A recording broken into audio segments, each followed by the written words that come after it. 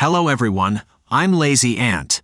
The last video talked about the most famous figure in Chinese history for controlling floods, the story of Yu, and it was mentioned that after Yu, the first dynasty in Chinese history, the Shao dynasty, was established.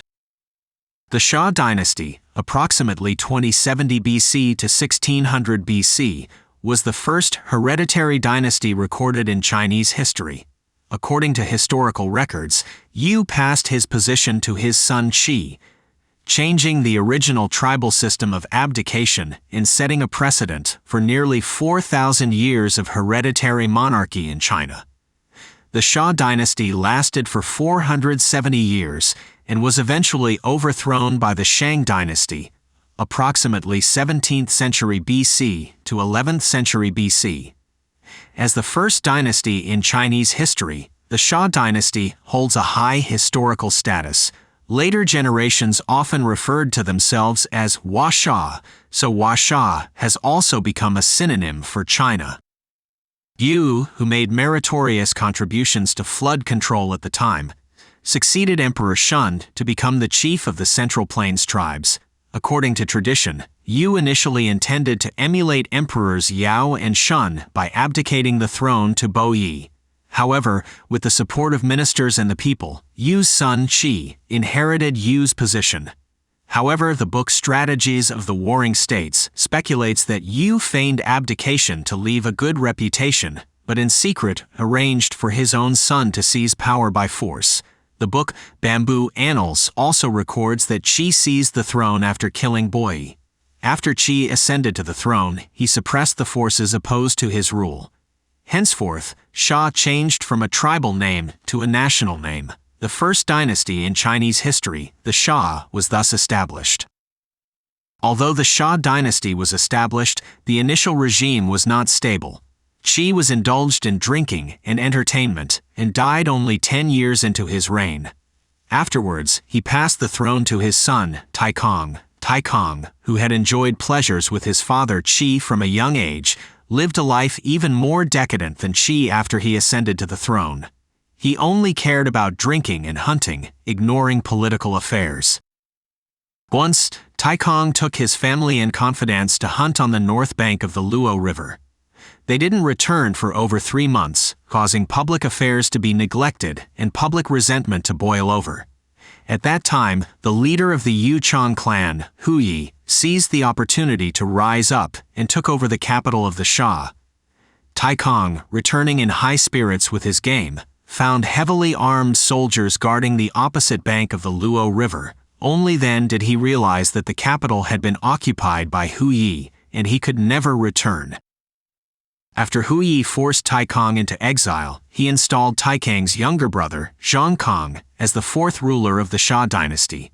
However, Hu Yi merely used ShaoKang as a puppet monarch, holding the real power himself. In his later years, Hu Yi became indulged in pleasure, which prompted his trusted minister, Hanzuo, to stage a coup.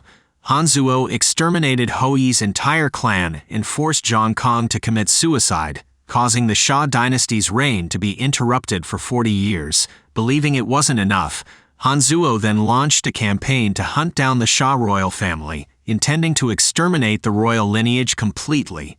ShaoKang's son, Shungan, was also killed. Shungan's pregnant wife, Lady Humin, desperately fled back to the Yuren tribe, where she eventually gave birth to a son, ShaoKang.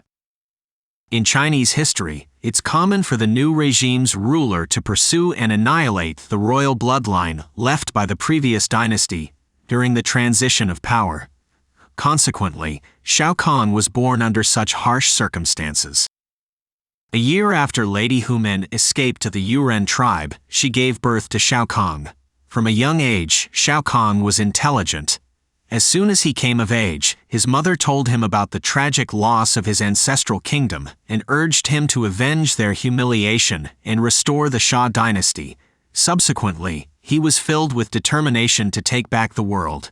He first served as an official in charge of livestock under his maternal grandfather, and whenever he had the opportunity, he would learn military skills. Moreover, he was always vigilant to prevent Hanzhou from killing him. Soon, Hanzu's son indeed sent troops to hunt down ShaoKang, who fled to the Yu tribe. The leader of the Yu tribe saw that ShaoKang was so promising at a young age and highly valued him.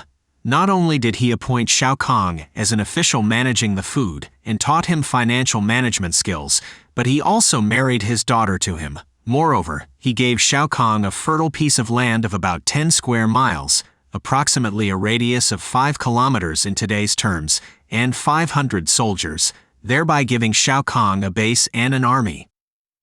ShaoKang empathized with the people's sufferings, propagated the virtues of his ancestor Yu, strived to win the people's support for the restoration of his homeland, and convened the former ministers of the Shao dynasty to join him.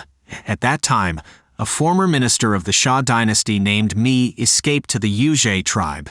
He gathered the exiled citizens of the Shao dynasty, accumulated strength, and waited for the opportunity to restore the Shao dynasty. Mi was the first to answer ShaoKang's call, deploying all the troops of the Yu tribe, joined forces with ShaoKang, and acclaimed ShaoKang as the Sha king. Even with these 500 soldiers and the responding old Shao dynasty factions, ShaoKang's forces were still unable to confront the powerful Hanzhou.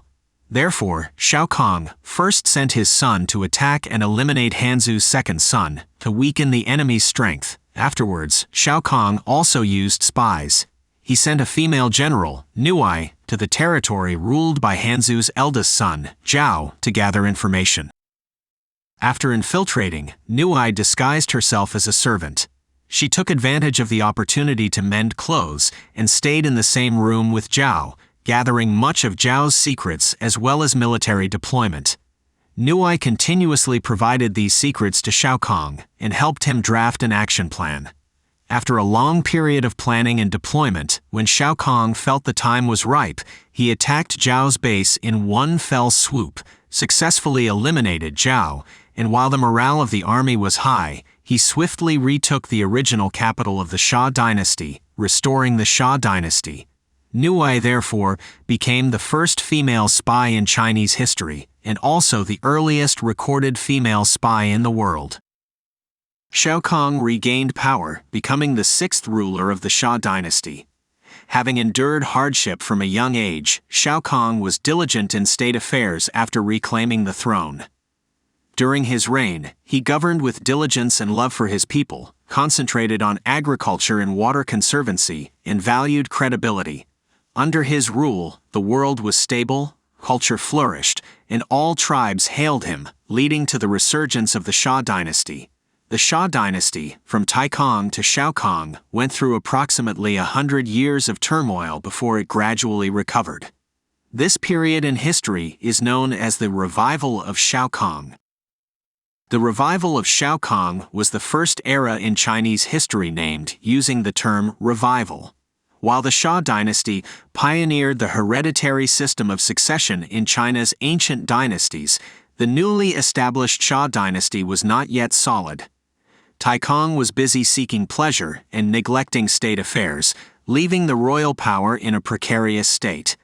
Both Zhongkang and Shang'an were assassinated by Hanzhou in succession, threatening the hereditary system of succession. ShaoKang, who experienced hardships from a young age, was deeply imprinted with the bitter memories of his country's humiliation and family tragedies. He harbored a strong sense of mission to become a monarch and restore his dynasty. The restoration of the Shao dynasty by ShaoKang could not have been achieved without the support and trust of the masses. During his reign, ShaoKang implemented benevolent policies, empathized with the people, and won the support of the former subjects of the Shao dynasty. The historical lesson of the revival of ShaoKang shifted the attention of future emperors from focusing on building a wealthy and strong military and conquering the world with military force to gathering the hearts of the people. This laid the groundwork for the ideologies of virtuous governance and benevolent governance in later generations, playing a pivotal role in China's ancient, feudal centralized rule. In our next episode, we'll talk about the story of the last emperor before the fall of the Shao dynasty, Jia. There is a saying in China, "Beauty brings ruin." It refers to the result of a ruler becoming overly infatuated with women, leading to neglect of state affairs, decline in national power, and the downfall of the regime.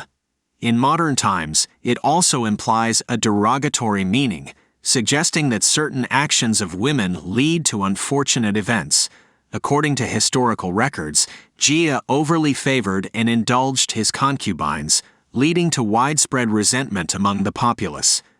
This resulted in the downfall of the Shah dynasty by Tang, and Jia naturally became known as a tyrant in history. Follow my channel to learn more about the history and stories of Chinese culture. You'll never have to worry about running out of topics and stories during your next gathering with friends. If you like this video, please give me a like, share and subscribe this YouTube channel. Every subscription is the biggest support. Thank you.